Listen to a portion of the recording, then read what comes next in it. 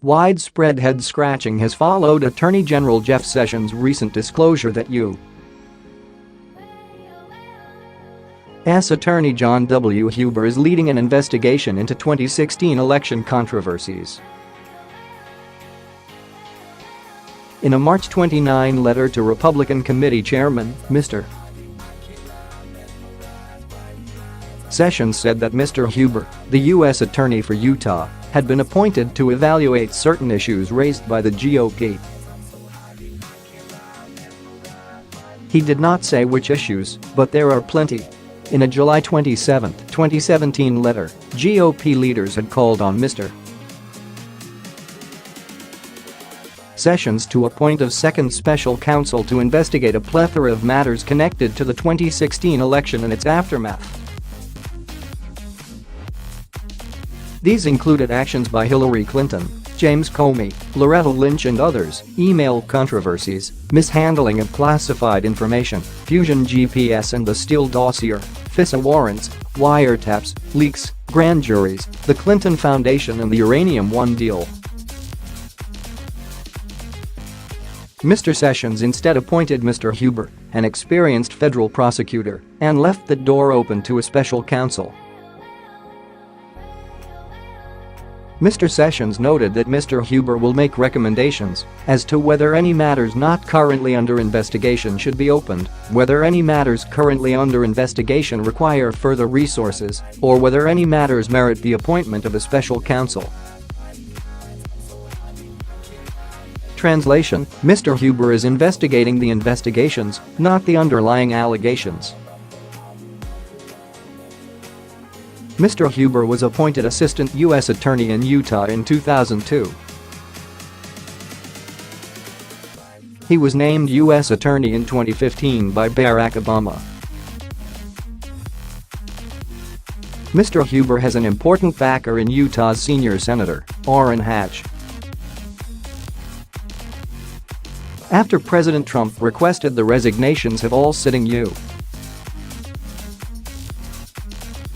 attorneys, Mr. Sessions kept Mr. Huber alive with an interim appointment under the Federal Vacancies Act until the president could be persuaded to renominate him. He was confirmed a second time for the post in August. It's a truism of law enforcement that if you want to pursue high-level political corruption, get yourself a junkyard dog, a strong prosecutor, good in a fight. Hickman Ewing Jr., the former U.S. Attorney for the Western District of Tennessee and later the Whitewater Deputy Independent Counsel, comes to mind. Mr. Ewing had a long track record of pursuing political corruption before Kenneth Starr tapped him for the Whitewater probe. The office of U.S. Attorney in Utah, by contrast, has been toothless.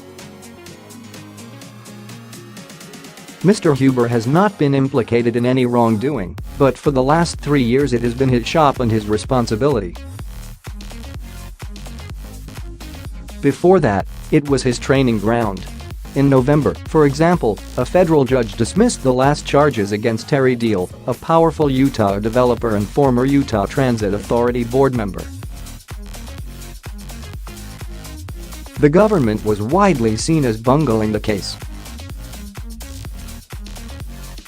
The Salt Lake Tribune noted that Deal, a well-known developer with friends in high places, including Utah House Speaker Greg Hughes, R. Draper, once stood charged with 14 felony counts that stemmed from allegations that he lied about or hid assets as part of a 2012 bankruptcy. Prosecutors had whittled the case down 3 times since early October, dropping counts of concealment and tax evasion. Prosecutors acknowledged missteps to the newspaper, including getting wrong the amount of taxes Deal allegedly did not pay. Mr. Huber's office also lost a 2017 case against real estate mogul Rick Korber, charged with running a multi-million-dollar Ponzi scheme. The case, the government's second try, ended in a mistrial. A judge threw out an earlier case. The government will try again in September.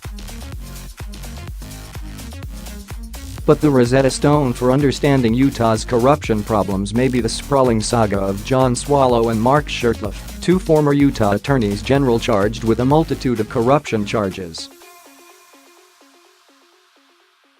The case gripped the state for years. Mr. Huber's office recused itself in 2013 from the investigations, transferring the case to Colorado. Later, the Justice Department declined to charge either man and Utah state prosecutors took over.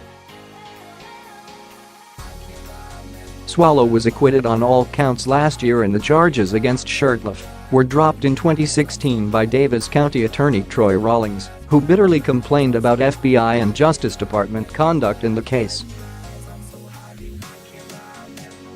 That's how the game is played in Utah, locals say. Power brokers have the state wired. Mr. Huber seems like a decent man, but his tenure at the top of Utah law enforcement has been short and undistinguished. Why appoint him to such a sensitive position in Washington? One explanation is that Mr. Sessions knows precisely who Mr. Huber is and what he wants from him. Mr. Sessions went to bat for Mr. Huber in his reappointment as U.S. attorney and named him vice chair of the prestigious Attorney General's Advisory Committee. Mr. Huber, a political survivor, knows precisely who Mr. Sessions is and what the Attorney General wants from him. Another more intriguing explanation is that Mr. Sessions needs someone who knows Utah. One part of Mr. Huber's mandate, as outlined in the GOP letter, is the purchase of uranium won by the company Rosatom, whether the approval of the sale was connected to any donations to the Clinton Foundation, and what role Secretary Clinton played in the approval of the sale. Uranium One's assets included significant holdings in Utah and nearby states. Prosecutors and the media, so transfixed by the Mueller probe that they declined to look elsewhere, should follow the Uranium One money in Utah and the rest of the West.